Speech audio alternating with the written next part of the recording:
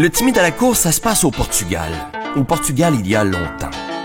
C'est l'histoire d'un duc qui a deux filles, une qui est sage et l'autre qui l'est moins. Le duc a promis la main d'une de ses filles à un comte, et l'autre à un autre comte, dont on va parler beaucoup mais qui n'est pas dans le spectacle. Le comte, non, l'autre comte, va provoquer le duc en duel parce qu'il pense que celui-ci a écrit une lettre qui le condamne à mort. En fait, la lettre a été écrite par le secrétaire du duc.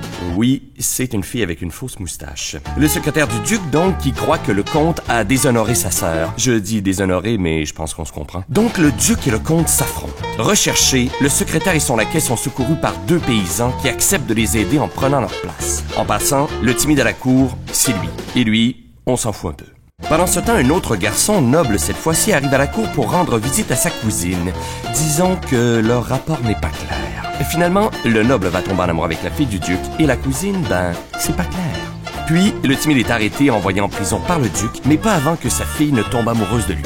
Donc, lui aime elle, mais elle aime le théâtre. Et elle aime lui, mais lui, il est timide. S'ajoute à cela un peintre, un valet, des gardes légèrement retardés, un messager, un père perdu qui finalement est un noble déchu qui se cache pour sauver sa vie en espérant regagner son honneur. Et non, lui c'est le metteur en scène, il fait pas partie de l'histoire. Donc ça s'appelle Le timide à la cour, c'est pas si compliqué, en gros c'est une histoire d'amour un peu compliquée. Oh, et c'est au théâtre de Miss Pelletier.